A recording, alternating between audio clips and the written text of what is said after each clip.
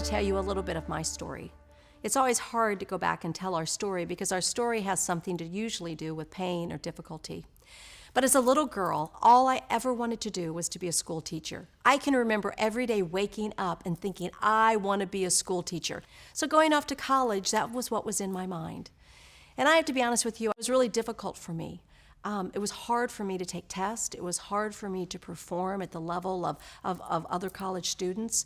And I remember going home and really feeling defeated because I was really saying to myself, can I make it? Can I cut it?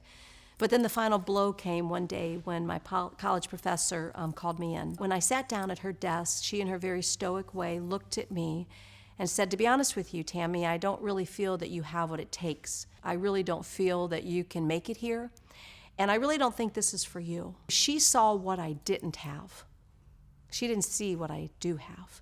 She saw a deficiency in me. She looked at a paper, she looked at a test, and to be honest with you, she stole my dream. And really for years and years and years, I felt insecure. I felt inadequate. I felt incapable.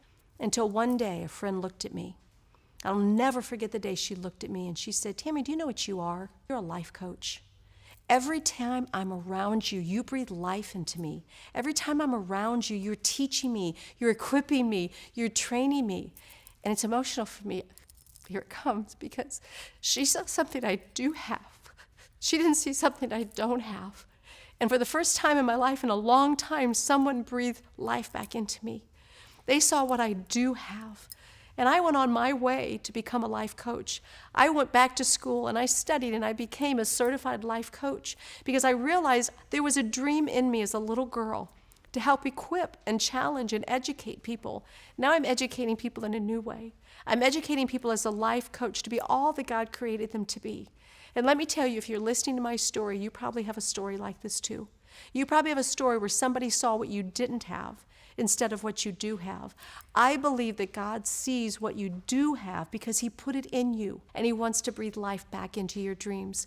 Can I walk alongside of you and tell you right now that God has a dream for you?